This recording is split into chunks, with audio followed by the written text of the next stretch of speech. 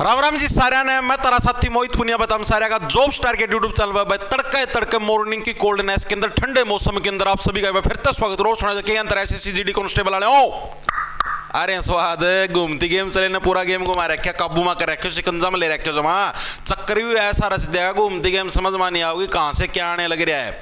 तो भाई जैसा कि आप सभी को पता है आप इन्हें जीके की सीरीज स्टार्ट कर रखी जिसके अंदर आप मोस्ट एक्सपेक्टेड क्वेश्चन करते हैं। ठीक है, तो कल यानी कि 4 मई को जो भी आपके तीनों शिफ्टों के अंदर एग्जाम हुए थे उसके आधार पर आप मोस्ट एक्सपेक्टेड क्वेश्चन जो कि आपकी आगे आने वाली शिफ्टों के अंदर दर्शन दे सकते हैं विद बढ़िया सी एक्सप्लेनेशन के साथ आप आज की वीडियो के अंदर करने काम करेंगे। इन प्रश्नों की पीडीएफ है आपको जो अपना टेलीग्राम चैनल मिलेगा जॉब्स टारगेट के नाम से, जहां पर 4,53,000 आपको फॉलोवर मिलेंगे, सब्सक्राइबर मिलेंगे, मेरी फोटो लगी मिल जाएगी, डिस्क्रिप्शन में भी लिंक है, उसको ज्वाइन कर लेना। उधर आपको इन प्रश्नों की पीडीएफ मिल जाएगी विद एक्सप्लेनेशन, जैसे हिंदी है हिंदी की पीडीएफ भी हम वहीं पे डालते हैं। ठीक है, और भर्तियों से रिलेटेड जो भी इंफॉर्मेशन वगैरह वगैरह उसके लिए भी आप अपना यूट्यूब चैनल और व्हाट्सएप क्या बोलते हैं टेलीग्राम चैनल और व्हाट्सएप चैनल दोनों को आप ज्वाइन कर सकते हो। व्हाट्सएप चैनल के ऊपर भी अपने यहाँ पे इंफॉर्मेशन मिलती रहती है। ठीक है, वहां पर भी 2.5 लाख के करीब सब्सक्राइबर है। पहला प्रश्न देखो क्या कुछ मामला है। इसके अलावा चलो पहला प्रश्न देखो, प्रारंभिक दिल्ली सल्तनत में सैन्य सेवा के लिए सुल्तानों द्वारा खरीदे गए दासों के लिए किस फारसी शब्द का प्रयोग किया था। तो बड़ा अच्छा और प्यारा प्रश्न पूछा गया है। इसके अंदर देखो क्या है, जैसे मैंने आपको दिल्ली सल्तनत के वंश बताए थे, हाँ जी बिल्कुल बताए थे, एक बार दोबारा से रिवाइंड कर ले जी, बिल्कुल करवा दो जी। सख्त सा लोंडा, ये मैंने आप लोगों को ट्रिक बताई थी जी, बिल्कुल आपने ये ट्रिक बताई थी सख्त सा लोंडे वाली। अब इस ट्रिक के अंदर क्या है कि ऐसे हमारे पास क्या बन गया, स्लेव डायनेस्टी। स्लेव का मतलब होता है गुलाम या मामलूक वंश हम लोग जिसको बोल देते हैं। के से हमारे पास खिलजी वंश बन गया, टी से हमारे पास तुगलक वंश बन गया, ठीक, और ऐसे से हमारे पास क्या बन गया, सैयद वंश बन गया, और यहां पर हमारा जो एलडी है, एलडी से क्या बन गया हमारे पास जी, लोधी वंश बन गया। अब इसने पूछा क्या है कि प्रारंभिक दिल्ली सल्तनत, प्रारंभिक दिल्ली सल्तनत का मतलब क्या है, जिस टाइम गुलाम वंश, खिलजी वंश, तुगलक वंश इनका शासनकाल होता था उस टाइम की बात इन्होंने पूछी। भाई इस टाइम जो गुलाम होते थे ना, जो सुल्तान खरीदता था, ठीक है, पहले डे के टाइम पे गुलामों वाला सिस्टम आया करता। जैसे मैं सुल्तान हूं तो मैं गुलामा न खरीदूंगा कि हाँ भाई आओ मेरा महल का मैं काम करो। ठीक है, तो इनके लिए किस शब्द का प्रयोग किया जाता था। अब गुलाम क्या होते, बंदी होते हमारे। ठीक है, वो तुम्हारी वाली बंदी नहीं, आजकल के लड़के नहीं बोलते अरे नहीं ये तो मेरी बंदी है। ठीक है, बंदी गर्लफ्रेंड अलग, बंदी बोलेंगे तो ये तुम्हारे वाली बंदी नहीं, ये दूसरे गुलाम है। बंदी का मतलब तो गुलाम है, वो है पता नहीं कुकर के आदमी है, बंदी बोली जाएंगे ये मेरी बंदी, ये मेरा बंदा है तेरी गुलाम है कि वाह। तो बंदगान किसको बोलेंगे, जो भी सुल्तान अपने लिए गुलाम खरीदता था उनको क्या है, बंदगान बोला जाता। लेकिन इनकी एक खास बात होती थी, वो गुलाम को नहीं पैर दबा दिए और काम कर दिया, हालांकि ये काम भी करवा सकता था सुल्तान, लेकिन इनको क्या है, सैन्य और प्रशासनिक जो नॉलेज थी वो अच्छी खासी थी। ठीक है, इन बंदियों को क्या है, सेना से रिलेटेड प्लस प्रशासनिक नॉलेज में प्रशासन कैसे चलता है इससे रिलेटेड अच्छी खासी नॉलेज होती थी। ठीक है, इसीलिए सुल्तान इनको खरीदता था। ठीक है, कि भाई तुम आओ और तुम मेरे अंडर गुलामी करो, और जो मेरी सेना है और जो मेरा प्रशासन इसको बैलेंस बना के रखो। उस टाइम के सुल्तान लोग चंट होया कर दे, नू कोई नहीं कि हाँ भाई मेरा परिवार में मेरा भतीजा, मेरा बेटा है या फिर और कोई है, इस्तीयो पद सौंप दिया, इस्ती वो पद सौंप दिया, मेरा मामा है, बुआ है, वो स्पेशल बंदी खरीदा कर दे। और जैसे मान लिया भाई मैं सुल्तान हूं, ये मेरा बच्चा मेरा बेटा सुल्तान बनेगा, ठीक है, तो मेरा बेटा हुआ ना वो जो से ये वाले जो बंदी थे ना, जो से मेरे वाले जो बंदी थे उनको पद से हटा देगा, वो अपने नए बंदी लाएगा, अपने नए वफादार बंदे ले आएगा। ठीक है, तो इस टाइप से पूरा सिस्टम चलता था। तो इस तरीके से आप लोगों को याद रखना है। ठीक है, जैसे इसके अंदर जो मेन आप बात करें तो गुलाम वंश का जो एक शासक होया करता, नाम याद होगा आप लोगों को, इल्तुतमिश, जो कि रजिया सुल्तान का बाबू होया करता, इसका पिता जो होया करता। तो इल्तुतमिश ने भी सबसे ज्यादा इन्हीं बंदियों का प्रयोग कराया था, बंदगान प्रथा का इसने सबसे ज्यादा प्रयोग कराया था। ओके, ये चीज भी हमारे समझ में आ गई। और तो और जो फिरोज शाह तुगलक था उसने तो अलग से एक डिपार्टमेंट भी बनाया था, अक्सर एग्जामिनर पूछ लेता, जो तुगलक वंश का शासक था ना फिरोज शाह तुगलक, इसने तो एक डिपार्टमेंट बना दिया भाई स्पेशल। आपसे पूछा जाता कि किस दिल्ली सल्तनत के शासक के द्वारा है गुलामों के लिए है स्पेशल एक डिपार्टमेंट, एक अलग से विभाग बनाया गया जिसका नाम था दीवान ए बंदगान। क्या था, दीवान ए बंदगान, यानी जो बंदी होया कर दे उन बंदियों के साथ, यानी जो गुलाम होया कर दे उनके साथ अलग मीटिंग होती थी। ठीक है, तो ये किसने बनाया था, फिरोज शाह तुगलक ने बनाया था। ओके जी, ये फैक्ट भी हमारे समझ में आया, दिमाग के अंदर घुस गया। अब आप लोग मेरे को बताओ कि खिलजी वंश का सबसे बड़ा गुलाम कौन सा था जिसको है सुल्तान ने 1000 दिनार में खरीदा था, याद करो। 1000 दिनार में, याद है या नहीं, तुम लोगों ने पद्मावत फिल्म देखी होगी, उसके अंदर अलाउद्दीन खिलजी, 2 चोटी वाला रणवीर सिंह ने जो सा रोल निभाया है। ठीक है, तो वहां पर कौन सा था, मलिक काफूर। ठीक है। मलिक काफूर जो था, इसको किसने खरीदा था? अलाउद्दीन खिलजी ने खरीदा था 1000 दिनार के अंदर। और यही मलिक काफूर वो था जिसने अलाउद्दीन खिलजी की जो दक्षिण भारत के अंदर जितने भी राज्य हैं उनको जीतने के अंदर मलिक काफूर ने हेल्प करी थी। तो एग्जामिनर पूछता है कि खिलजी वंश के शासक अलाउद्दीन खिलजी की दक्षिण के अभियानों में विजय करने की किसने हेल्प करी थी? तो मलिक काफूर ने करी थी, जो कि इसका गुलाम आ गया था, मिठा प्रवृत्ति हुआ करता, नुनूसिया के ऊपर चढ़ी जाया करता कई बार। तो ठीक है, अगला प्रश्न आता है हमारे पास, निम्नलिखित में से कौन सा भारतीय रिजर्व बैंक की मौद्रिक नीति का मुख्य उपकरण है? बड़ा अच्छा प्रश्न पूछेगा। मैं आपको देखो 2 मौद्रिक नीतियां बताऊंगा अलग अलग टाइप से, ठीक है। एक सेकंड रुकेंगे सभी साथी। मैं आपको क्या 2 मौद्रिक नीति बताऊंगा, कौन कौन सी जी। जैसे पहले हमें मौद्रिक नीति देखने को मिलती है, 2 फैक्ट आपको ये एक बार आज याद करवाऊंगा, उसके बाद आजीवन याद रहेंगे। रेपो रेट, एक आता तुम्हारे पास रिवर्स रेपो रेट, इनको हिंदी में भी यही बोलते हैं मेरे भाई, ठीक है। 2 तरीके के रेट होते हैं, ये आज याद करवाऊंगा, आजीवन याद रहेंगे। इकोनॉमिक्स का प्रश्न है, अर्थशास्त्र का, और पक्का आपको एग्जाम के अंदर देखने वाला, जैसे ये आपका आया हुआ है, ठीक है। तो रेपो रेट क्या होता है? रेपो रेट ये होता है, जैसे मान लिया कि भाई मैं जैसे रिजर्व बैंक ऑफ इंडिया हूं, ठीक है, और जैसे आप कोई नॉर्मल बैंक हो, जैसे मान लिया आप एसबीआई बैंक हो या कोई भी बैंक हो, और एचडीएफसी बैंक हो, कुछ भी लगा लो आप, ठीक है, और मैं रिजर्व बैंक ऑफ इंडिया हूं, ठीक है। मान लिया एसबीआई बैंक के पास कैश की कमी हो रही है। एसबीआई बैंक क्या कहने लग रहा है, भाई मेरे पास कैश की कमी है, यानी जो गिनने वाले पैसे हैं, जो फिजिकल करेंसी है, उसकी मेरे पास कमी है। तो ऐसे केस में एसबीआई मेरे से कांटेक्ट करेगा आरबीआई से कि हाँ जी मेरे को कुछ पैसे उधार दे दो, लोन पे दे दो। और मैं अगर आरबीआई एसबीआई को कुछ पैसे जो लोन पे देने लग रहा हूं उधार, ठीक है, तो जिस रेट के ऊपर यानी जिस दर के ऊपर, मान लिया मैं 6% का ब्याज लेने लग रहा हूं, 2% का ब्याज लेने लग रहा हूं, तो इस रेट को क्या बोलते हैं? Repo rate. रिवर्स के अंदर क्या हो जाएगा? उल्टा हो जाएगा। रिवर्स के अंदर क्या होता है? आरबीआई ऐसे बोलता है, मान लिया भाई एसबीआई के पास एक्स्ट्रा कैश पड़ा है, आरबीआई को पता लग गया भाई एसबीआई के पास एक्स्ट्रा कैश पड़ा है, आरबीआई ये बोलेगा भाई एसबीआई तू ये एक्स्ट्रा कैश मेरे को दे दो और मैं तुमको इसके बदले में है 2% ब्याज दे दूंगा, ठीक है। तो इस रेट को क्या बोलेंगे? Reverse repo rate. दोनों समझ में आए या नहीं आए? यानी रेपो रेट कौन सा होगा? अगर आरबीआई है वो वाणिज्यिक बैंकों को, वाणिज्यिक बैंक मतलब एसबीआई जितने बैंक है सारे वाणिज्यिक बैंक है, कमर्शियल बैंक बोलते हैं इनको, ठीक है। अगर इन बैंकों को जिस रेट पर यानी जिस ब्याज दर पर पैसा उधार देता है उसी को क्या बोलते हैं? Repo rate. और वाणिज्यिक बैंकों से अगर आरबीआई को पैसे लेने पड़ जाएं उधार जिस ब्याज दर के ऊपर, तो उसको क्या बोलेंगे जी? रिवर्स रेपो रेट बोलेंगे। ओके जी, ये फैक्ट हमारे समझ में आ गया, दिमाग के अंदर घुसा है नहीं घुसा जी? बिल्कुल घुस गया। तो इसने क्या पूछा है? मौद्रिक नीति का मुख्य उपकरण क्या है? एक तो रिवर्स रेपो रेट है या नहीं है? जी बिल्कुल है। अंतरण अदायगी ट्रांसफर पेमेंट्स है या नहीं है? जी बिल्कुल है जी। तो ऑप्शन नंबर हमारा सी कर बोथ 1 and 2, यानी रिवर्स रेपो रेट हो गया। इससे भी क्या है? आरबीआई देख लेता है मार्केट के अंदर ज्यादा कैश है तो बैंकों से वापस ले लेता है, यानी मौद्रिक नीति है ये आरबीआई की मॉनेटरी पॉलिसी, जिसके तहत क्या हो बाजार के अंदर पैसे को कंट्रोल करता है। उसने देखा बाजार के अंदर कैश ज्यादा गया हुआ है तो बैंकों से वो वापस ले लेगा, उसने देखा बाजार के अंदर कैश कम है तो बैंकों को वो उधार दे देगा, ठीक है। यही आपका रेपो रेट है और एक आपका रिवर्स रेपो रेट है। दोनों के दोनों फैक्ट मेरे हिसाब से हर एक साथी के क्लियर हो गए होंगे। सिंपल से फैक्ट है, ज्यादा कुछ इनके अंदर लंबा चौड़ा सिस्टम है नहीं, लेकिन फिर भी बच्चे एग्जाम के अंदर कंफ्यूज होते रहते जी, रेपो रेट यो क्यों आ गया, रिवर्स रेपो रेट यो क्या गया? है कुछ भी नहीं, कुछ भी नहीं है भाई, बिल्कुल बिल्कुल, ठीक है। अब एक फैक्ट और है, अब ये जो रेपो रेट होता है, रिवर्स रेपो होता है, जैसे मान लिया आरबीआई ने वाणिज्यिक बैंकों को पैसा दिया, वाणिज्यिक बैंक है वो आरबीआई को पैसा देते हैं, तो इसके अंदर कुछ ना कुछ गिरवी रखा जाता है भाई, ठीक है। मान लिया इन बैंकों को पैसा चाहिए आरबीआई से तो ये कुछ ना कुछ गिरवी रखेंगे, ठीक है। अब आता है एक बैंक रेट, ये नई टर्म है बैंक रेट।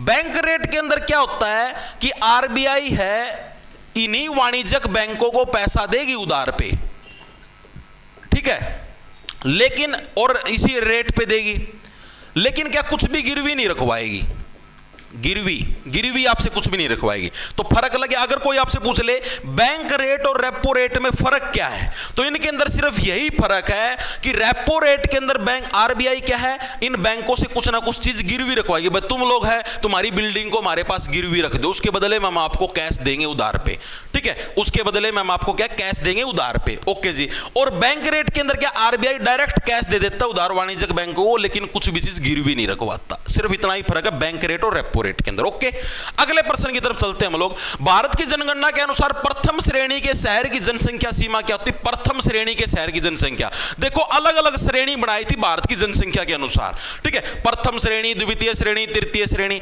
पहली श्रेणी के अंदर हमारे पास कौन से आते हैं? ऐसे शहर जिनकी 1 लाख या 1 लाख प्लस की पॉपुलेशन है, उनको हम लोग पहली श्रेणी के शहरों के अंदर है गिनने का काम करते हैं, ठीक है। तो ऑप्शन नंबर ए हमारा करेक्ट हो जाए, 1 लाख या उससे अबो।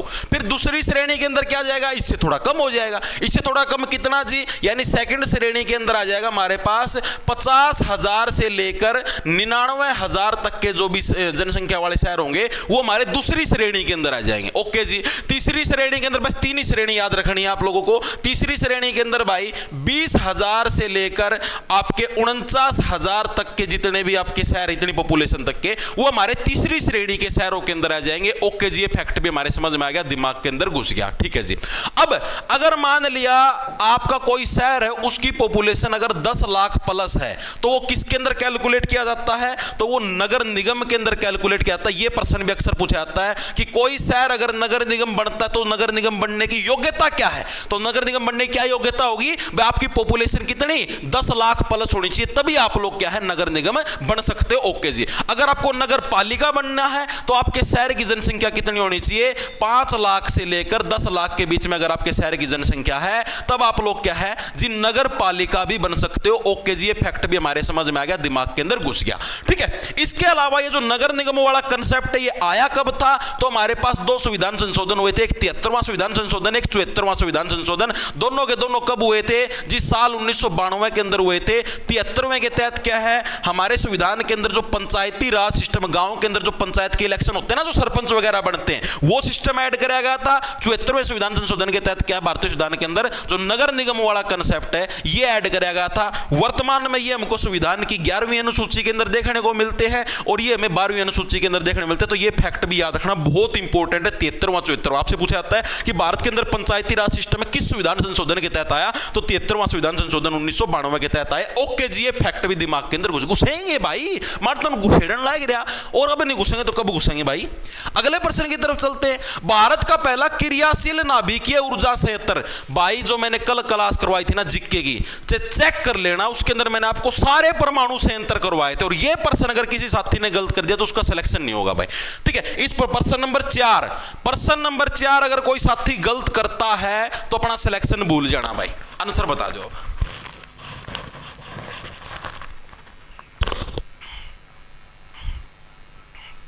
क्या ट्रिक बताई थी? जिसके पास परमाणु बम है, जिसने सबसे पहले परमाणु बम की खोज कर ली, वो तो भाई तारों के अंदर रहेगा, सितारा बन जाएगा, स्टार की तरह चमकेगा पूरी दुनिया में। तारापुर परमाणु संयंत्र महाराष्ट्र के अंदर करवाया तो था पार्थ, याद करो कहां गए? रावत भाटा भी करवाया था, रैसे रावत भाटा, रैसे राजस्थान, याद आया नहीं आया? काकरा पार कहां का था? गुजरात का था जी, लेकिन नहीं याद कैसे आएगा?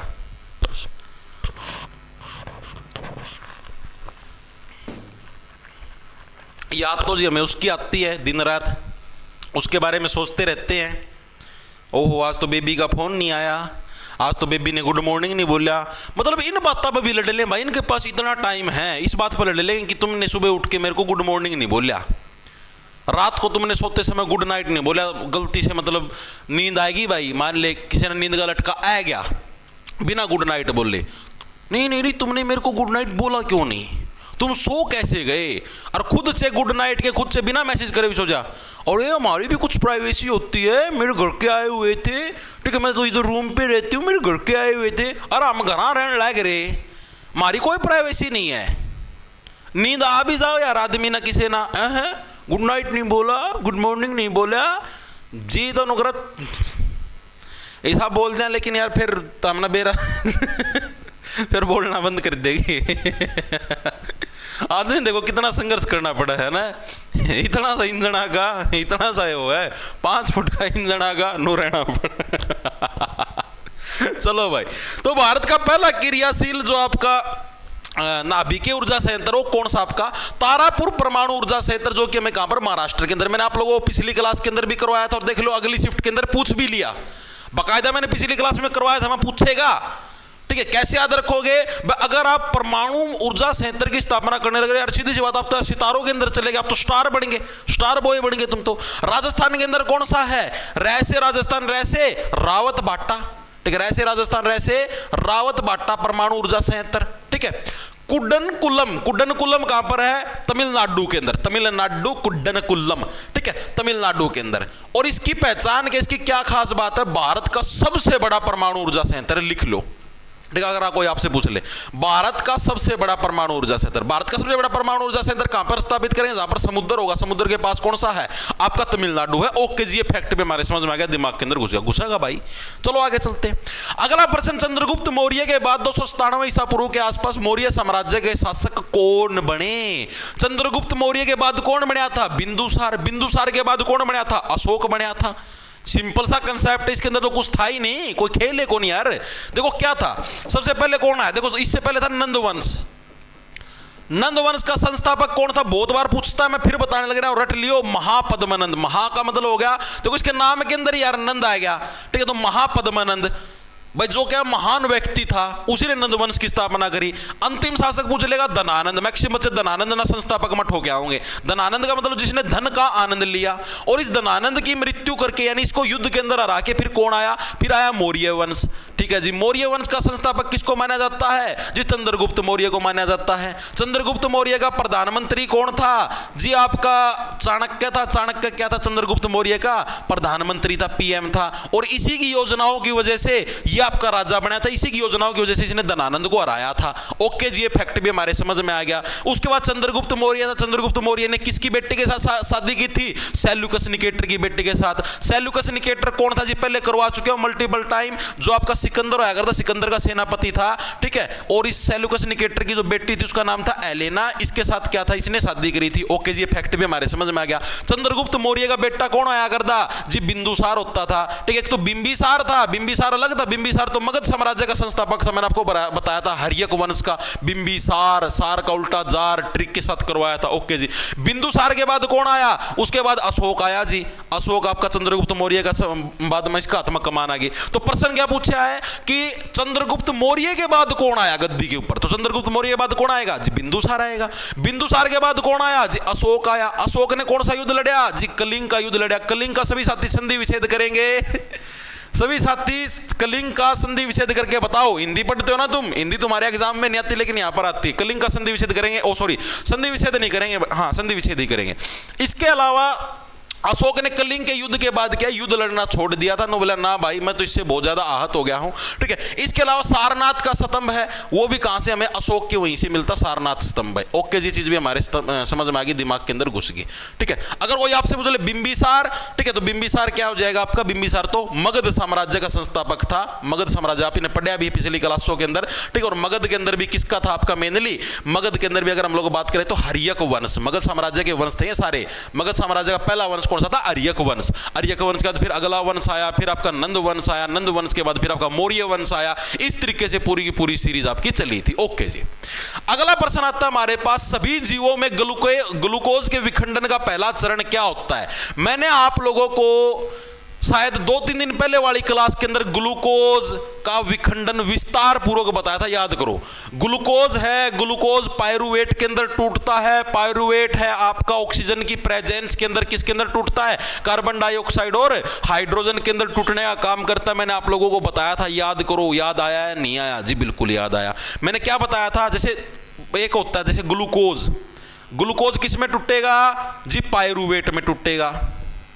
पायरुवेट 2 तरीके से टूटता है, अगर ऑक्सीजन की प्रेजेंस है और अगर ऑक्सीजन की प्रेजेंस नहीं है, नॉट O2। ठीक है, 2 केस हुए हैं। अगर ऑक्सीजन की उपस्थिति है तो पायरुवेट किस में टूटेगा? कार्बन डाइऑक्साइड और पानी के अंदर। ठीक है जी, और अगर ऑक्सीजन की प्रेजेंस नहीं है तो किसके अंदर टूटता है? अल्कोहल के अंदर, भाई इथेनॉल बोलते हैं जिसको, दारू। ठीक है, दारू के अंदर टूटेगा। ओके जी, ये फैक्ट भी हमारे समझ में आ गया, दिमाग के अंदर घुस गया। ठीक है, ये 2 केस मैंने आप लोग अब यही तो पूछा है, ग्लूकोज का विखंडन का पहला चरण क्या है?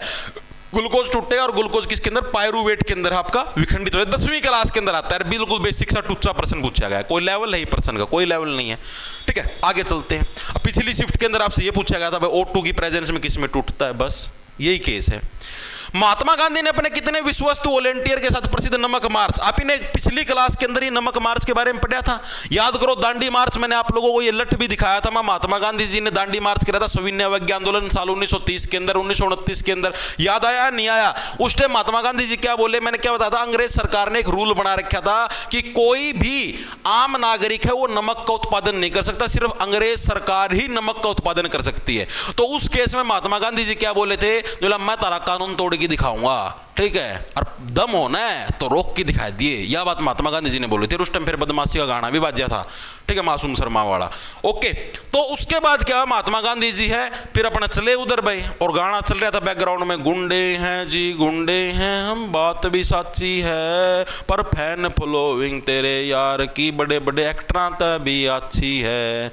ठीक है, इस तरीके से गाना बजने लग रहा था और महात्मा गांधी जैसे लट के साथ ऐसे ऐसे चलने लग रहे थे भाई। तो ये बढ़िया सा मौसम, बढ़िया सा सुरूर बना हुआ था। तो उसी सुरूर के अंदर महात्मा गांधी जी अपने साथ कितने लोगों को लेके गए थे, तो अपने साथ टोटल 78 जो स्वयं सेवक थे, जो अपनी मर्जी से गए थे, उन लोगों को अपने साथ लेके गए थे। दूसरी चीज, इसी दांडी मार्च की एग्जैक्ट डेट भी पूछ लेता, तो दांडी मार्च की एग्जैक्ट डेट है 12 मार्च 1930 है आपकी दांडी मार्च स्टार्ट होने की एग्जैक्ट डेट है। ओके जी, टोटल कितने किलोमीटर की दूरी ट्रेवल करी थी, ये प्रश्न भी अक्सर एग्जामिनर पूछता है। तो टोटल अगर आपसे मील पूछ ले तो 240 मील, और किलोमीटर पूछ ले तो 390 किलोमीटर की दूरी है, ये ट्रेवल करने का काम कराया था महात्मा गांधी जी ने। ये दूरी भी पूछ सकता है, जैसे अभी पूछ लिया ना, कितने जनों के साथ गए थे, 78 महात्मा गांधी जी हम आपके हैं 78 महात्मा गांधी जी क्या बोले, हम नहीं करेंगे किसी के वेट, जिसको चलना है चलो, स्वयं सेवक चलेंगे। 78 के 78। ओके जी, फैक्ट भी हमारे समझ में आ गया। कहां से स्टार्ट करी थी ये यात्रा, जिस साबरमती आश्रम है वहां से हमारी स्टार्ट करी थी, और कहां तक चली थी, दांडी तक चली थी। दांडी एक जगह है, ठीक है, समुद्र का तट का नाम है दांडी, जो कि आपके गुजरात के अंदर हमको देखने को मिलता है। ओके जी, अगले प्रश्न पे चलें। चलो जी, निम्नलिखित में से कौन से खेल में एक जंपिंग इवेंट नहीं, ऐसे जंप करने वाला इवेंट किस खेल के अंदर नहीं, ये प्रश्न आपसे पूछा है। दो आपको इवेंट दे रखे, देखो जंपिंग के जो इवेंट है वो आपको कौन कौन से गेम के अंदर होते हैं, इन इवेंट के एक बार के लिए नाम लिख लो। ठीक है, एक तो आपका लॉन्ग जंप के अंदर होता है, लॉन्ग जंप, एक होता है आपका हाई जंप, एक होता है आपका पोल वोल्ट। ये तीन ऐसे गेम है जिसके अंदर क्या आपकी जंपिंग का इवेंट होता है, यानी जिसके अंदर जंपिंग वगैरह का गेम होता है। ओके जी, यानी पोल वोल्ट तो होगा। डिस्क थ्रो, डिस्क तो यार ऐसे ऐसे नु घूम के ऐसे ऐसे नु फेंकनी होगा, उसमें कूदने का तो कोई काम है कौन मेरे भाई, तो डिस्क थ्रो तो वैसे ही कट जाएगा। Option number A correct, simple सा था यार, ये तो गधा भी कर सकता है प्रश्न, ये भी गलत करके आ रहे हैं। अगले प्रश्न की तरफ चलें। निम्नलिखित में से कौन सी पंचवर्षीय योजना भारत की संरचनात्मक समायोजन नीतियों की शुरुआत के बाद क्या योजना शुरू की गई, ये बड़ा अच्छा प्रश्न पूछा गया है भाई। जो भारत की जो संरचनात्मक समायोजन नीतियां, संरचनात्मक समायोजन नीतियों का मतलब समझ गए, थोड़े शब्द थोड़े आपको कठिन लगेंगे, लेकिन अगर आप इनको एक बार इंग्लिश में देखोगे तो स्ट्रक्चरल एडजस्टमेंट पॉलिसी, यानी कि भारत का जो स्ट्रक्चर है, यानी कि जो ढांचा है, ठीक है, उस स्ट्रक्चर को हमने दोबारा से एडजस्ट किया है कुछ नीतियां बना के, यानी कुछ पॉलिसी बना के। ठीक है, तो ऐसा कौन सी योजना भाई उस मतलब इस ढांचे के चेंज के बाद है वो पॉलिसी आई, तो ये प्रश्न आप लोगों से पूछा गया है। तो हमने देखो भारत का जो स्ट्रक्चर है, जो ढांचा है नीतियों का, उसके अंदर चेंज कब किया था, याद करो साल 1991-92 के अंदर किया था या नहीं किया था, जी बिल्कुल किया था। ठीक है, क्या किया था मैंने, भारत के अंदर एलपीजी को लेके आए। एलपीजी का मतलब एलपीजी गैस ना समझ लियो, यानी लिबरलाइजेशन, यानी जो भी हमारे उद्योग धंधे हैं उनको आजादी दो। ठीक है, उदारवाद, पी से बन गया प्राइवेटाइजेशन,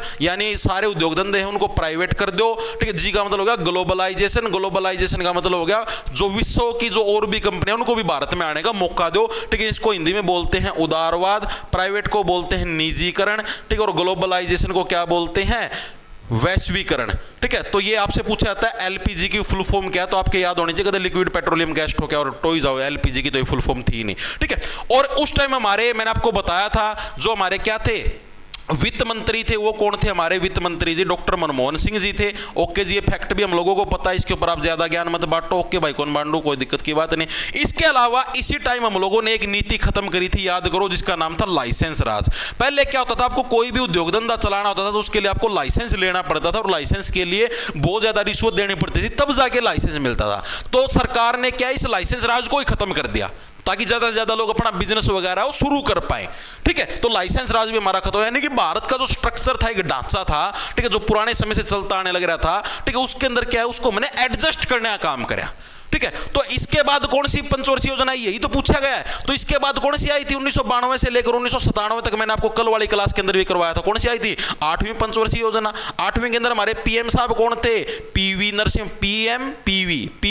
नरसिम्हा राव थे। ठीक है, वित्त मंत्री कौन थे? डॉक्टर मनमोहन सिंह थे। ओके जी, तो ऑप्शन नंबर डी हमारा करेक्ट हो जाएगा। चीजें समझ में आई या नहीं आई? कंसेप्ट समझा करो। अगर आप देखो, जब भी आप पेपर अटेम्प्ट करो ना, आप पहले पेपर प्रश्न को हिंदी में पढ़ के देखो। अगर हिंदी में समझ में नहीं आने लग रहा, कूल दिमाग से पढ़ के तो उसने एक बार इंग्लिश में पढ़ लिया करो। इंग्लिश में हो सकता है वो शब्द आपको समझ में आ जाए जो हिंदी में नहीं आने लग रहा।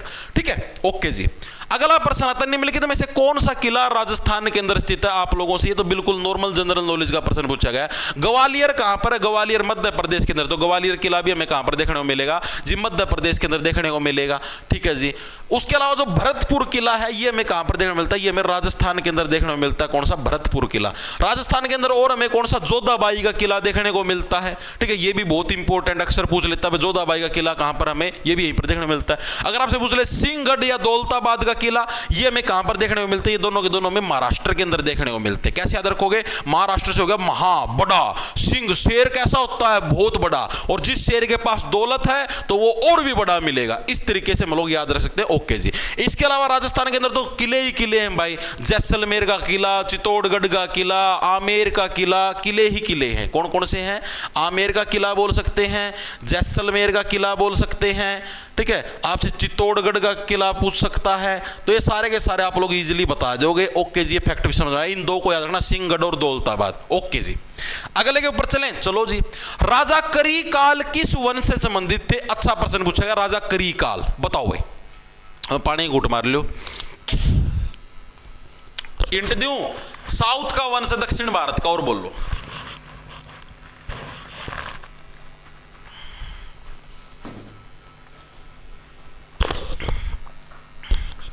पहले तो लिखो सातवान वंश का संस्थापक पूछता है हर साल सिमुख। पक्का याद रखना, सिमुख है सातवान, सैसे सातवान सैसे सिमुख, याद रह जाएगा। ये क्या था? ये इस वंश का संस्थापक था। ओके जी। मौर्य वंश की अगर अभी बात करें तो मौर्य वंश का संस्थापक कौन था आपका? चंद्रगुप्त मौर्य। अभी अभी हम लोगों ने देखा। ठीक है जी, चंद्रगुप्त मौर्य। और इसका अंतिम शासक कौन था मौर्य वंश का? बृहद्रथ। पक्का पूछेगा, बृहद्रथ क्या है? रथ लेगी बाज गया लास्ट में, अंतिम शासक। गुप्त वंश का संस्थापक श्रीगुप्त था। वैसे तो कौन था? श्रीगुप्त था, लेकिन कई बार एग्जामिनर चंद्रगुप्त को भी मान लेती है, चंद्रगुप्त प्रथम को भी कई बार है इसका संस्थापक माना। वैसे अभी देखा इतिहास के साथ श्रीगुप्त था। ऑप्शन नंबर ए हमारा करेक्ट है, चोल। तो राजा करिकल किस वंश से बिलोंग करते थे? चोल वंश से बिलोंग करते थे राजा करिकल। और करिकल चोल ने ही क्या है आपका, जो हमारा तमिलनाडु है, तमिलनाडु यानी साउथ साइड का ये वंश था, उधर क्या है, एक कलनई बांध का निर्माण करवाया था। अक्सर एग्जामिनर पूछता है कि कलनई बांध का निर्माण किस राजा के द्वारा करवाया गया? कलनई बांध बहुत इंपॉर्टेंट है, याद रखना। कलनई बांध हमें कहां पर देखना मिलता है? चेन्नई। चेन्नई कहां पर है जी? तमिलनाडु के अंदर। ठीक है, तो वहां पर क्या है, चोल शासक था राजा करिकाल, इसी के द्वारा क्या आपका कलनई, कैसे करिकाल, कैसे करिकाल, कैसे कलनई, कलनई बांध का निर्माण करिकाल के द्वारा करवाया गया। चोल वंश का शासक था। ओके जी, ठीक है। याद कैसे रखो? चोल से बन गया चोर। काले काले व्यक्ति कैसे लगते हैं? जैसे चोर हो, इस तरीके से। हिंट है, ये सिर्फ ट्रिक है। आगे, उस रासायनिक प्रक्रिया को क्या कहते हैं जिसमें कोई पदार्थ ऑक्सीजन के साथ प्रतिक्रिया करके उष्मा उत्सर्जित करता है? ये बड़ा अच्छा प्रश्न पूछा गया। आप लोग इंग्लिश उसके अंदर साइंस के अंदर पढ़ा भी होगा। ऐसी रिएक्शन का नाम बताओ जिसके अंदर क्या है, हीट निकलती है, उष्मा निकलती, उसको क्या बोलते थे? एक्सोथर्मिक। जिसके अंदर हमें हीट देनी पड़ती है उसको क्या बोलते थे? एंडोथर्मिक। तो उसी टाइप से पूछा है, ऐसी रिएक्शन जिसके अंदर क्या है, हम लोगों को ऑक्सीजन की प्रेजेंस के साथ क्या है, उष्मा उत्सर्जित करती है, उसको क्या बोलते हैं? उसको बोलते हैं कंबस्शन। ऑप्शन नंबर डी हमारा कंबस्शन का मतलब हो गया दहन। ठीक है, जब भी आग लगती है तो आग के अंदर क्या है? ऑक्सीजन का प्रयोग होता है। आप लोगों ने देखा होगा कि आग क्या बिना ऑक्सीजन के आग नहीं जलती। लेकिन मेरे पास साइंस को चैलेंज करने का एक तरीका है।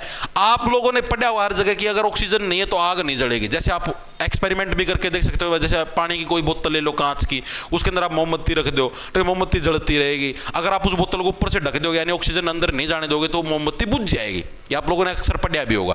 लेकिन जो सूर्य है, सूरज देवता अपना धरती से बाहर, वो तो अंतरिक्ष में है, वहां पर तो ऑक्सीजन भी नहीं है। तो वो कैसे चसने लगे रहा भाई? ये चीज बताओ, वो बिना ऑक्सीजन के कैसे जलने लगे रहा? वहां पर आग कैसे जलने लग रही है? ये कैसे संभव है? आगे चलो। भारत की द्वितीय पंचवर्षीय योजना के संदर्भ में कौन सा कथन सही है? लक्षित विकास दर 8.6%। कितनी बार करवाई थी पहली दूसरी पंचवर्षीय योजना? और हर बार बताई थी कितनी विकास दर है, कितनी विकास दर है, कितनी विकास दर है। देखो दोबारा से बताता हूं, पहली पंचवर्षीय योजना की अगर हम लोग बात करें तो आपकी कब आई थी? आपकी साल 1951 से लेकर 56 तक आई थी जी। पहला काम पेट पूजा। पेट पूजा के अंदर हम लोग खेती बाड़ी के ऊपर लक्ष्य रखेंगे, यानी कृषि क्या था हमारा मेन उद्देश्य था पहली पंचवर्षीय योजना का। ओके जी। खेती बाड़ी के अंदर फसलें कैसी होती हैं जी? हरी हरी होती हैं। तो किस मॉडल के ऊपर आधारित थी जी? हैरोल्ड डोमर मॉडल के ऊपर हमारी आधारित थी। ओके जी, ये फैक्ट भी हमारे समझ में आ गया। इसके अलावा हम लोगों ने कितनी लक्ष्य वृद्धि दर रखा था? लक्ष्य कितना रखा था हम लोगों ने? 21 का, यानी 2.1% का। और हमको प्राप्ति कितने की हुई थी? 36 की थी, यानी कि 3.6%। इसकी ट्रिक मैंने आप लोगों को करवा रखी थी कि आप लोग लक्ष्य किसका रखो? 21 का। 21 से क्या बन गया? 21 का लक्ष्य रखो, क्या पता आपको 36 मिल जाए। 36 से बन गया 3.6%। ओके जी, 36% हो गया। फिर हम लोग बात करते हैं दूसरी पंचवर्षीय योजना। तो दूसरी पंचवर्षीय योजना कब आई? साल 1956 से लेकर आपकी 61 के बीच में दूसरी पंचवर्षीय योजना आई। पहला काम पेट पूजा था तो खेती बाड़ी कर ली। अब काम करने के लिए उद्योग धंधे भी चाहिए, यानी दूसरी पंचवर्षीय योजना के अंदर क्या गया हमारे पास? तीव्र औद्योगिकरण आ गया। और उद्योग धंधे कैसे होते हैं जी? महा बड़े बड़े होते हैं। ठीक है, उद्योग फैक्ट्री तो पूरी बड़ी बड़ी होती है, यानी कि क्या पीसी महालनोबिस मॉडल के ऊपर ये हमारी आधारित थी। ओके जी, ये फैक्ट भी हमारे समझ में आ गया। और जो दूसरी पंचवर्षीय योजना थी इसके अंदर हम लोगों ने लक्ष्य कितना रखा था? तो इसके अंदर जो हम लोगों ने लक्ष्य रखा था वो कितना रखा था? हम लोगों ने लगभग कितने का रखा था? लक्ष्य 4.5 का रखा था क्या? 4.5 का, हाँ 4.5% का हम लोगों ने लक्ष्य रखा था। और प्राप्ति हम लोगों को कितनी हुई थी? 4.27 की भाई।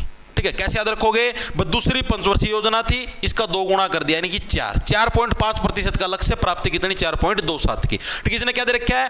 दूसरी पंचवर्षीय योजना के अंदर हमने लक्ष्य 8.6 का, नहीं गलत हो जाएगा, हमने कितना रखा था? 4.5 का। इस योजना का उद्देश्य तीव्र औद्योगिकरण था। दूसरी का जी बिल्कुल सही था, यानी ओनली कथन नंबर 2 हमारा सही है। बिल्कुल टुच्चा प्रश्न था। अगर आप लोगों ने पढ़ रखा ना तो सारे प्रश्न टुच्चे हैं, और नहीं पढ़ रखा ना तो सारा सौदा नया भाई, फिर तो भूल जाइए सिस्टम क्या है। अगला, विदेशी विनिमय दर क्या है? अब बहुत सारे बच्चे इस हिंदी के कठोर शब्द को क्या पता ना समझ पाए।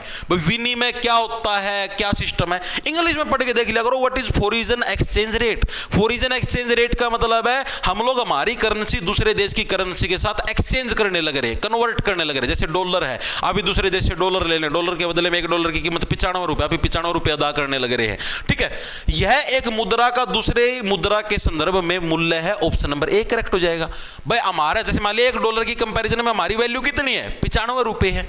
बिल्कुल जी, तो ऑप्शन नंबर ये हमारा करेक्ट हो जाएगा। अगला प्रश्न हमारे पास, किस मुगल सम्राट ने सिकंदरा में अकबर का मकबरा बनवाया था? ये बड़ा अच्छा प्रश्न। देखो, अकबर का मकबरा कौन बनवाया होगा?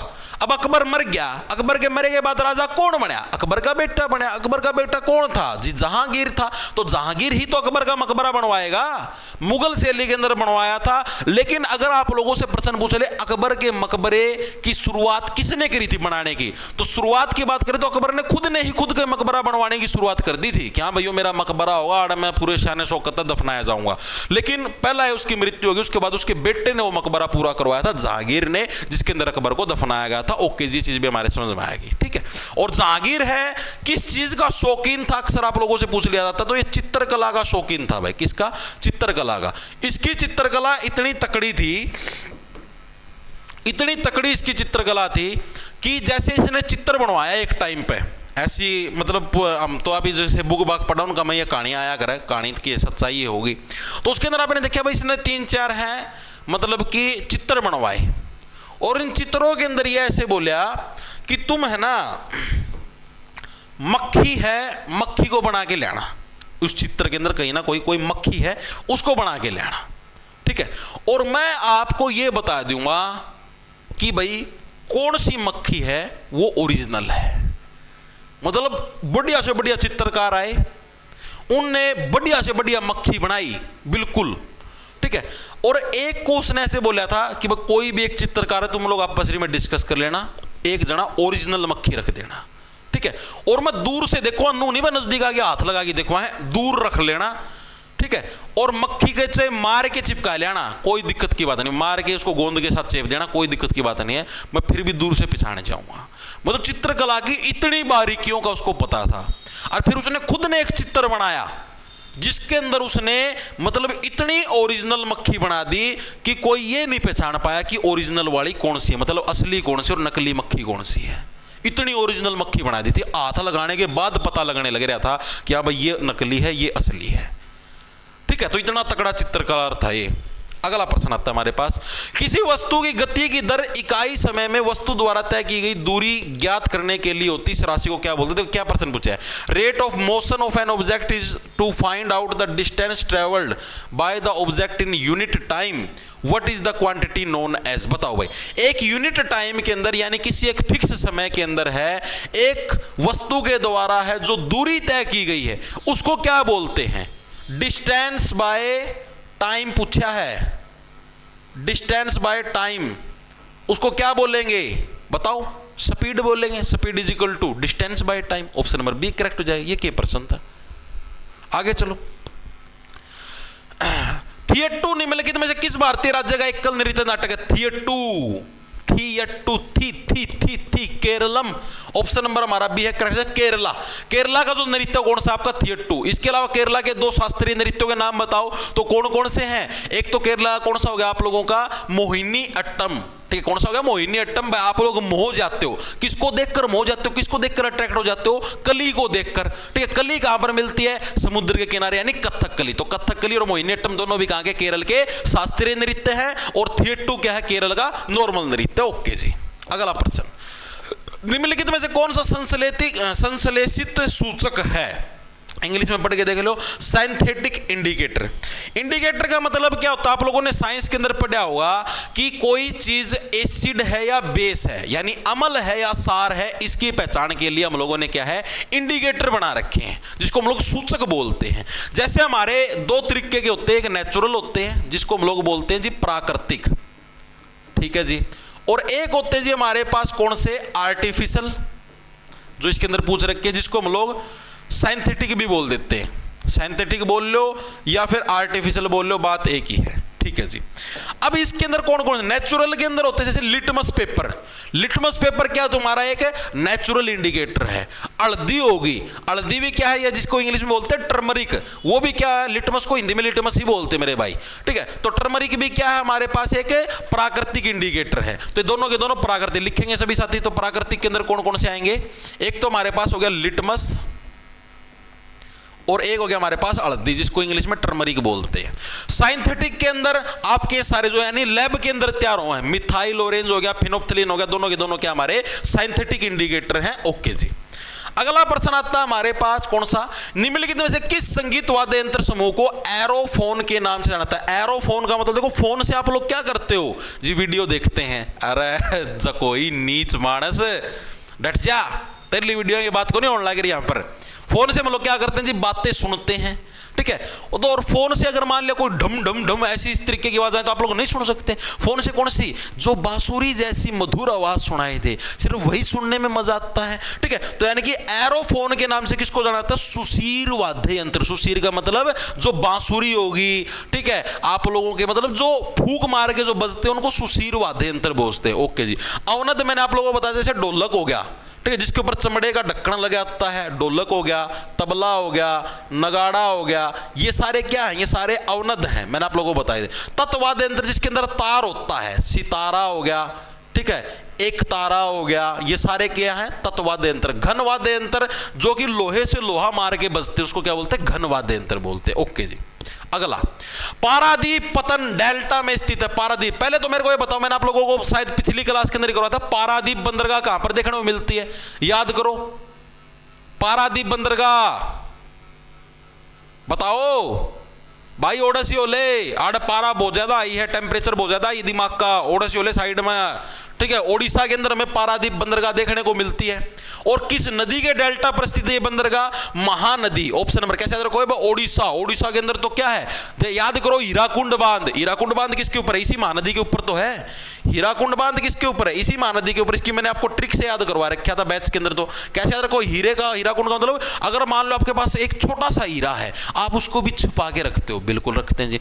आपके पास लो हीरे का पूरा कुंड है, कुंड का मतलब पूरा कुआं है तुम्हारे पास हीरे का, तो उसको क्या है आप लोग? महानदी। यानी आप लोग क्या है? महान व्यक्ति बन के उसको उड़ा के रखोगे ना। ओडिशा मतलब उड़ाना भी तो होता है, उसको ढक के रखोगे जी। बिल्कुल सही बात है। तो महानदी क्या आपके इसके ऊपर, महानदी के ऊपर हमें कौन सा? हीराकुंड बांध देखने को मिलता है ओडिशा के अंदर। ओके जी, चीजें समझ में आ गई।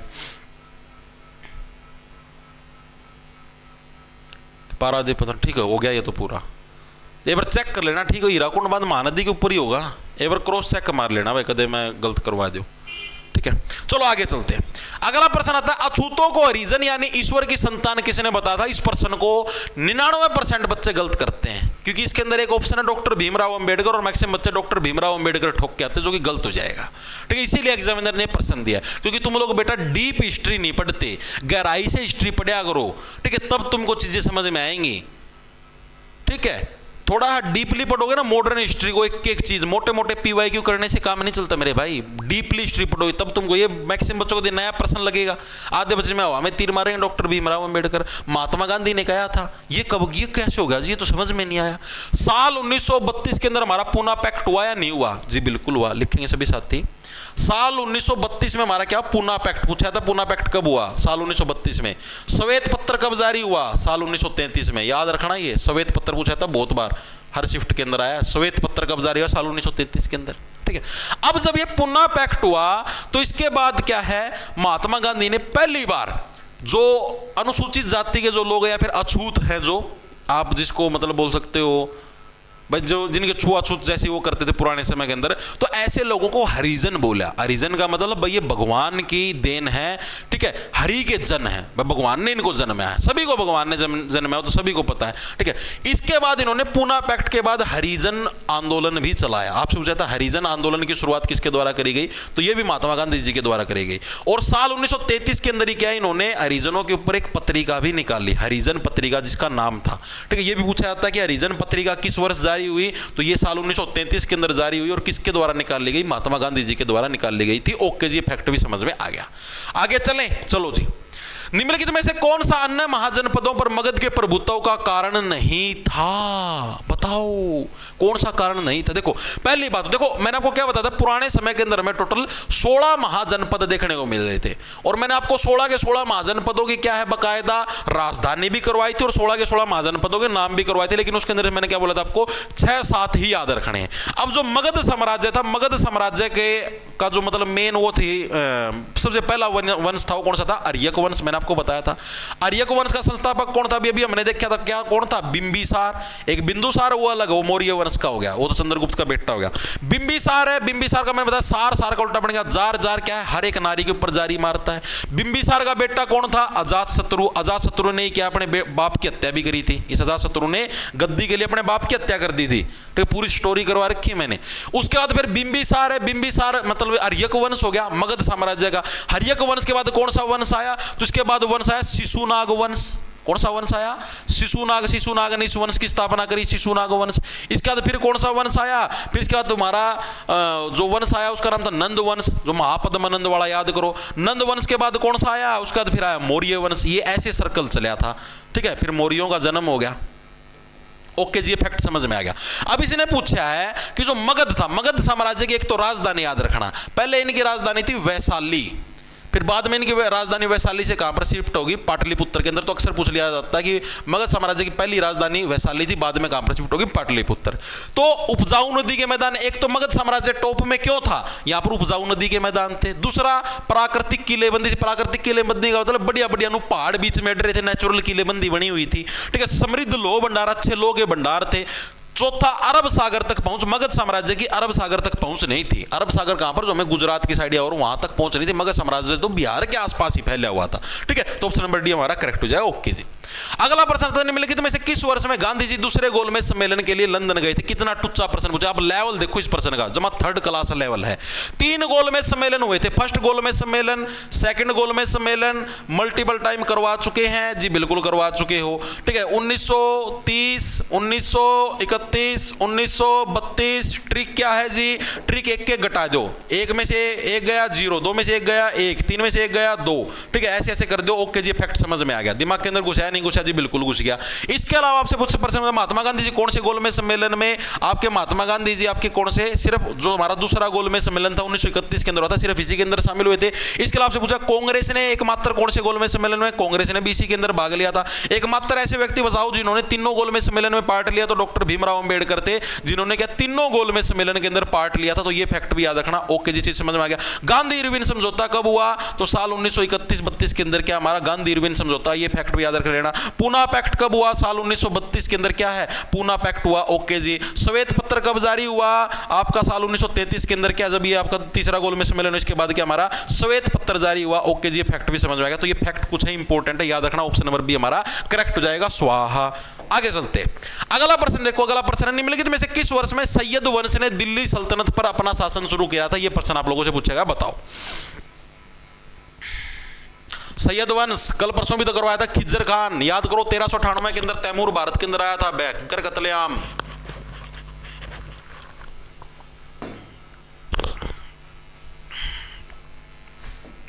लिखेंगे सभी साथी, साल 1398 के अंदर क्या है, तैमूर लंग भारत के अंदर आया, ठीक है। तैमूर ने भयंकर कत्लेआम मचाया, ठीक है। उसके बाद 1399 के अंदर ये वापस जाने लगा, 1399 में, ठीक है। और अपनी जो गद्दी थी, इसका सेनापति आया करता खिज्जर खान, इसको अपनी गद्दी सौंप गया, तू इतना इस चीज ना संभाला, मैं तो वापस अफगानिस्तान का मैं जाऊं हूं, ठीक है। उसके बाद खिज्जर खान पहले तो इसके एज ए गुलाम के रूप में सारी गद्दी को संभालता रहा, कोई दिक्कत की बात नहीं।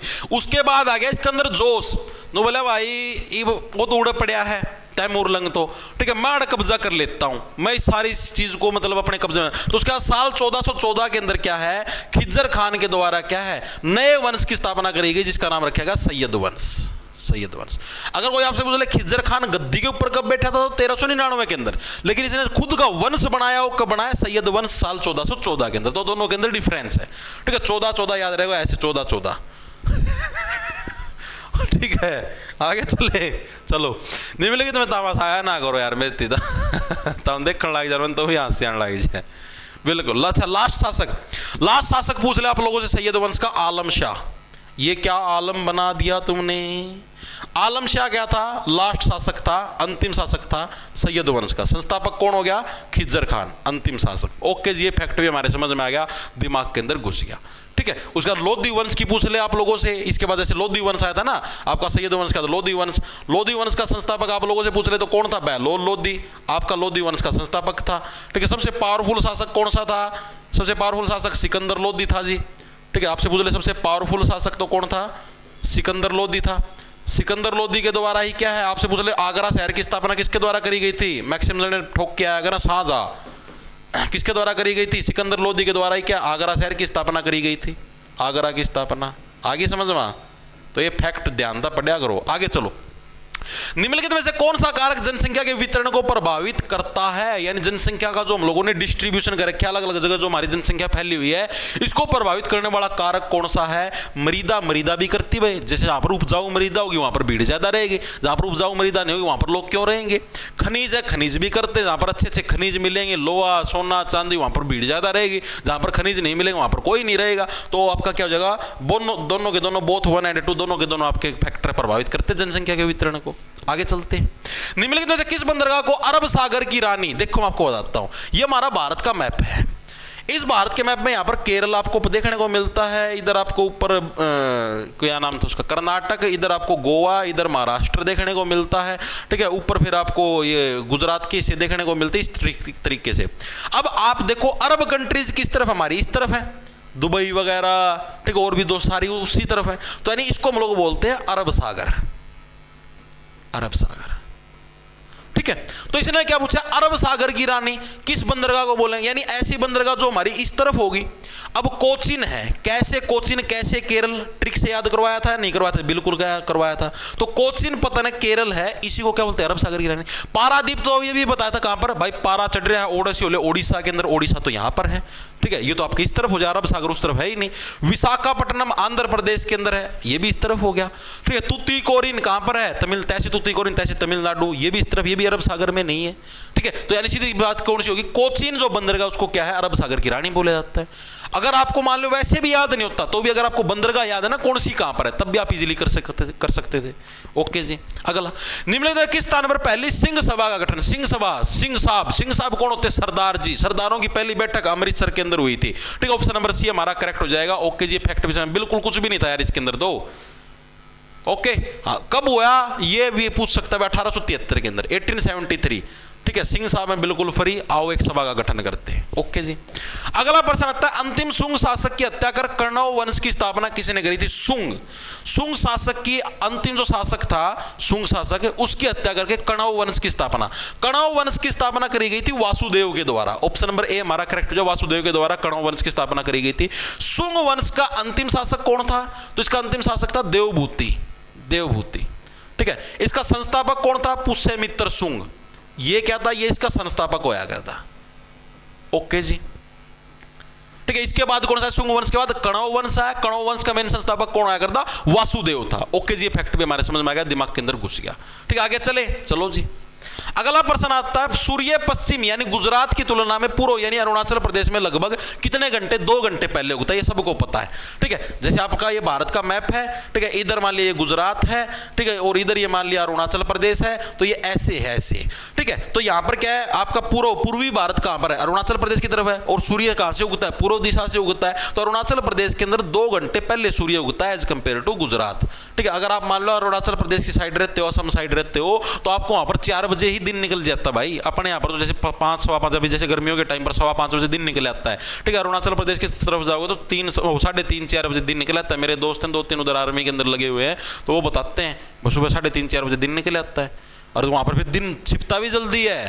अपने यहाँ पर जैसे 8 बजे तक चांदना रहा है, उनका उधर 6 बजे अंधेरा हो जाए। फिर आगे चलते हैं, चित्तरंजन दास, जिनको सीआर दास के नाम से जानते हैं, अक्सर आपको एग्जाम के अंदर सीआर दास भी लिखा मिलता है, सीआर दास। इनके राजनीतिक गुरु का नाम पूछता अक्सर एग्जामिनर। तो चित्तरंजन दास के राजनीतिक गुरु कौन थे, बोस जी। बोस कौन थे, सुभाष चंद्र बोस क्या थे आपके, चित्तरंजन दास के राजनीतिक गुरु होते थे। भाई देखो जिक्के का ये है, जो सी चीज याद नहीं होती उनको आप ट्रिक से याद करते हैं, जैसे साल हो गए और हो गए, उनको ट्रिक से याद करते हैं, ठीक है। बाकी चीज तो आप जितनी मल्टीपल टाइम पढ़ोगे उतनी बढ़िया तरीके से रटी जाएगी। अब जैसे मैं तो यार रोज पढ़ा हूं, तो याद देता गणित चीज तो यार मेरा नू रट रही है, दिमाग का मन याद रह जाए, इनकी ट्रिक भी याद करने की जरूरत को नहीं। कुछ चीजें उनकी ट्रिक याद रखा, जैसे तुतीकोरिन तैसे तमिलनाडु, कोचिन कैसे केरल, ठीक है। ओडिशा के अंदर पारादीप, पारा ना बड़ा ओडिसी वाले साइड में, ये ऐसे ट्रिक से याद रख लेते हैं, तो वही तुम्हें याद करवाता हूं। चित्तरंजन दास को क्या देश बंधु के नाम से जाना जाता था। जन्म 5 नवंबर 1870 को किस शहर के अंदर हुआ, ये प्रश्न। तो चित्तरंजन दास का जो जन्म था कलकत्ता के अंदर, बंगाल इलेक्शन जीत के भाजपा वाले, ममता दीदी को फका दिया बाहर। तो सीआर दास कहां पर, कलकत्ता के अंदर इनका जन्म हुआ था। इसके अलावा चित्तरंजन दास ने क्या है, साल 1923 के अंदर स्वराज पार्टी की स्थापना करी थी। आपसे पूछा जाएगा कि इन्होंने स्वराज पार्टी की स्थापना किसके साथ मिलकर की थी, तो इन्होंने किसके साथ, पंडित जवाहरलाल नेहरू, ठीक है, जवाहरलाल नेहरू है, इनके साथ मिलकर क्या इन्होंने स्वराज पार्टी की स्थापना करने का काम कराया था। ओके जी, ये फैक्ट भी याद रखना बहुत इंपॉर्टेंट है, राजनीतिक गुरु मैंने तुमको करवाई दिया। अगला प्रश्न, और एक और प्रश्न पूछ लेता है, महात्मा गांधी के राजनीतिक गुरु कौन थे, अभी 2-3 पहले भी बताया था। गांधी जी के राजनीतिक गुरु कौन थे, याद करो, गोपाल कृष्ण गोखले। अगला प्रश्न, 1773 के रेगुलेटिंग एक्ट के तहत अपीलीय अदालत सदर निजामत अदालत भारत के निम्नलिखित में से किस शहर में स्थापित की गई। अब इसका मैं भी मैक्सिमम बच्चे कंफ्यूज हो जाएंगे, उत्तरी को यो के प्रश्न पूछ लिया, ये कहां पर स्थापित होगी, ये तो मुझे पता ही नहीं था। मैंने आप लोगों को बताया था कि 1772 के अंदर क्या है, 72 के अंदर आपका एक्ट है रेगुलेटिंग एक्ट, अंग्रेजों के द्वारा लेके आए, अंग्रेज, रेगुलेटिंग एक्ट, जिसके तहत क्या है, जो आपका एस्टिंगस था, एस्टिंगस को क्या है, बंगाल का गवर्नर जनरल बनाया गया, वोरेन एस्टिंगस, ठीक है, बंगाल का गवर्नर जनरल, ठीक है जी। और इसी के तहत क्या, भारत के अंदर 2 न्यायालय स्थापित करे गए। कौन कौन से? एक तो था आपका दीवानी, एक था फौजदारी, ठीक है। दीवानी किसको बोलते? दीवानी तो हो गया नॉर्मल, ठीक है, जिसको हम लोग नॉर्मल बोलते हैं, सदर दीवानी अदालत, सदर दीवानी। दीवानी के अंदर हमारे ऐसे मामले होंगे जो छोटे मोटे घरेलू झगड़ा हो गया, छोटी मोटी लड़ाई लुड़ी होगी, ठीक है। फौजदारी के अंदर किसी की हत्या कर दी, किसी का मर्डर कर दिया, तो उसका नाम था फौजदारी, को सदर निजामत अदालत भी बोल देते थे। ओके जी। तो ये जो दोनों अदालत, इन दोनों अदालतों की स्थापना बंगाल के अंदर करी गई थी, क्योंकि बंगाल से ही अंग्रेजों ने अपना शासन शुरू कराया था, ठीक है। तो बंगाल के अंदर कहां पर? कलकत्ता है, कलकत्ता के अंदर ही क्या आपकी सदर निजामत अदालत और सदर दीवानी अदालत, दोनों अदालतों की स्थापना कहां पर? कलकत्ता के अंदर ही हुई थी। ओके जी, फैक्ट भी समझ में आ गया। आगे चलें, चलो जी। डैश झारखंड का एक फसल कटाई उत्सव, झारखंड का फसल कटाई सोहराय, ऑप्शन नंबर ए हमारा क्या है, सोहराय। कैसे याद रखोगे भाई? सोहराय, जब भी आप किसी चीज को ऐसे झाड़ते हो धर धर धर धर धर धर, तो शोर आता है या नहीं आता? बिल्कुल आता है जी। सिग्मो, सिग्नल, प्यार का सिग्नल, प्यार का सिग्नल कहां पर मिलता है? गोवा के अंदर। ये कहां का हो गया? गोवा का हो गया। ओके जी, चीज भी समझ में आ गया। ये तो करवाया था अभी 2 दिन पहले, ट्रिक से याद जी, बिल्कुल करवाया था, कोई दिक्कत परेशानी नहीं जी, होनी भी नहीं चाहिए। अगला, निम्नलिखित में कौन सा पारे का आयस्क है? मरकरी का और कौन सा है? और आयस्क को इंग्लिश में और बोलते हैं, तो मरकरी का कौन सा होता है? HGS, जिसको क्या बोलते हैं? सिनेबार भी बोल देते हैं। Option number C correct. जो मरकरी का कौन सा होता है? सिनेबार। बॉक्साइट, और बॉक्साइट किसका होता है? बॉक्साइट। और मैग्नाइट, मैग्नेट से बना मैग्नेट, मैग्नेट किससे बना होता है? लोहे का बना होता है। तो ये किसका? आयरन का और हो गया, आयरन यानी लोहे का और हो गया, लोहे का आयस्क हो गया, ठीक है जी। बॉक्साइट आपका किसका होता है? एल्यूमिनियम का। एल्यूमिनियम को हिंदी में भी एल्यूमिनियम ही बोलते हैं। ओके जी, चीज भी हमारे समझ में आ गई। बिल्कुल बिल्कुल बिल्कुल। चले आगे, चलो जी। अगला प्रश्न है, तुतीकोरिन पतन कहां पर है? तैसे तुतीकोरिन, तैसे तमिलनाडु भी याद करवाया था। ऑप्शन नंबर ए करेक्ट हो जाएगा। सिंपल, बच्चों के गाल पे डिंपल, जो ना सही इस बात पे उसके पाछे बड़े बड़े पिंपल। निम्नलिखित में कौन सा सारीय धातु का उदाहरण है? सारीय, अल्कली मेटल्स कौन कौन से? यार सबको पता है, बेटा मांगे कार स्कूटर बाप राजी, यही तो है, ठीक है। बेटा मांगे कार स्कूटर, मैग्नीशियम हो गया, मैंगनीज, ठीक है। बेटा मांगे कार, कैल्शियम, स्कूटर, स्कैंडियम, ठीक है। बाप राजी, बैरियम, यही तो है आपके सारे के सारे अल्कली मेटल। गलत हो जाएगा ये नहीं है भाई, रुको। अल्कली मेटल्स हमारे पास पोटासियम, मेटल्स की बात कर रहा हूं तो नॉन मेटल हो गए। पोटासियम, पोटासियम हमारा जिसका के सिंबल है, ये हमारा अल्कली मेटल है। ओके जी, चीज हमारे समझ में आ गई। इसके अलावा अगर आप लोगों से बात करें लिथियम, लिथियम भी हमारा क्या है? अल्कली आपका क्या है? मेटल है। सोडियम अल्कली मेटल है, Na के नाम से हम लोग जिसको जानते हैं। इसके अलावा रेडियम, रुबिडियम, Rd, ये भी क्या है? अल्कली मेटल है। तो इस ऑप्शनों के हिसाब से आपका ऑप्शन नंबर डी करेक्ट हो जाएगा। अल्कली मेटल पूछा तो पोटेशियम। ओके जी, तो ये थे आपके आज की क्लास के 35%, ठीक है। पूरे मैंने आपको फैक्चुअल कंसेप्ट के साथ हर एक चीज विस्तार पूर्वक समझा दी है। इन प्रश्नों की PDF आपको जो अपना टेलीग्राम चैनल है जॉब्स टारगेट के नाम से, टेलीग्राम भी यही रहेगा आपका, ठीक है। यूट्यूब चैनल भी यही रहेगा, यहां पर आपको इन प्रश्नों की PDF मिल जाएगी। इसके अलावा आप हिंदी की क्लास होगी, ठीक है, या फिर जीके की क्लास होगी, या और भी अगर आप आगे भविष्य में SSC GD कांस्टेबल की नए सिरे से तैयारी करना चाहो, जैसे आगे जो भर्ती आएगी, तो उसके लिए भी आप अपने चैनल के साथ जुड़ सकते हो। अच्छे तरीके से है, फ्री ऑफ कॉस्ट, यूट्यूब के ऊपर ही है। सिस्टमैटिक वैसे मैं एक सीरीज चलाऊंगा जीके की, ठीक है, जिसके अंदर मैं आपको डीपली इंडिया जीके करवाऊंगा नवीन सर की तरह, ठीक है भाई। देखो उनकी तरह तो मतलब क्या भाई, उनसे तो बराबरी नहीं कर सकते, वो तो बहुत मतलब अल्ट्रा हाई लेवल है भाई, मतलब अपने तो बहुत अच्छे मित्र हैं, लेकिन कोशिश करें कि भाई उनके बराबर के हम लोग भी कोशिश करें, ठीक है। तो सभी साथियों को राम राम, धन्यवाद। वीडियो कैसी लगी कमेंट करके जरूर बता देना। और PDF मैंने आपको बता दिया, अपना टेलीग्राम और यूट्यूब चैनल यही है, इधर आपको क्या है अपनी PDF वगैरह आपको देखने को मिल जाएगी, ठीक है। बाकी लाना ले लो, खींचो फटाफट से। और सुनो एक और चीज, पिछली जितनी भी वीडियो सारी आपको अपने इसी यूट्यूब चैनल के ऊपर मिलेंगी, तो आप उनके लिए भी जुड़ जाना, ठीक है। पीछे मैंने आपको प्लेलिस्ट बना रखी है SSC GD ऑटो टॉपिक के नाम से, ठीक है। हिंदी की क्लास भी आपकी इधर ही है।